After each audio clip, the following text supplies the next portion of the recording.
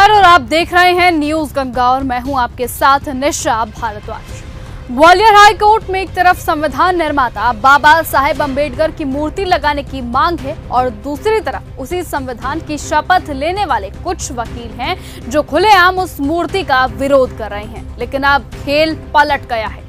Bhim army प्रमुख चंद्रशेखर आजाद की entry के बाद जातिवादी गैंग की हेकड़ी ढीली पड़ गई है। अब मूर्ति हर हाल में लगेगी, ये अब सिर्फ मांग नहीं है बल्कि जन संकल्प बन चुका है। हाईकोर्ट परिसर के बाहर दलित वकील बाबा साहेब की मूर्ति की प्रतीक्षा में जमीन पर बैठे हैं और विरोधी वकील उनकी कुर्सियां तक छीन चुके हैं। ये वही कुर्सियां हैं जिन पर बैठने का हक संविधान ने सबको दिया है, पर कुछ मानसिक गुलाम अभी भी खुद को ठेकेदार समझ बैठे हैं।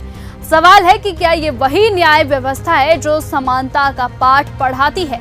क्या इस देश में दलित वकीलों को अपने ही परिसर में अपमानित किया जाएगा?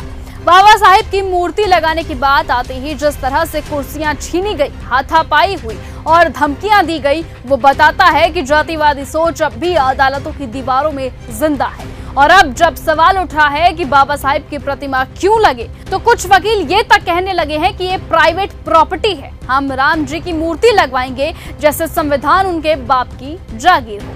शर्म की बात तो ये है कि जिन धारकों पर बैठकर ये वकील अपने पेशे की दुकान चला रहे हैं, उन्हीं धारकों को जनक की प्रतिमा इन्हें चुभती है। लेकिन अब मामला सिर्फ एक मूर्ति का नहीं है, ये लड़ाई अब उस सोच के खिलाफ है जो अभी बाबा साहेब को स्वीकार नहीं कर सकी है। आज चंद्रशेखर आजाद जैसे युवा वकील इस लड़ाई में खुद कूद पड़े हैं और कह दिया है कि मूर्ति लगेगी और पूरी ताकत के साथ लगेगी, क्योंकि ये सम्मान का सवाल है और हर हाल में ग्वालियर हाई कोर्ट से इतिहास लिखा जाएगा।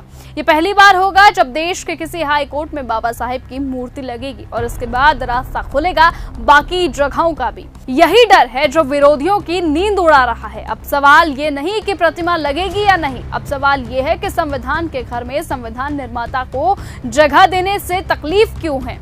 और अगर अब भी इस मूर्ति को रोका गया तो ये सिर्फ एक मूर्ति की रोक नहीं होगी, बल्कि ये लोकतंत्र की चादर पर लगा सबसे बड़ा दाग होगा। बहरहाल देखा जाएगा कि चंद्रशेखर आजाद की हुंकार से कब तक ये मूर्ति लगती है और क्या सचमुच सरकार इस बात को मानती है।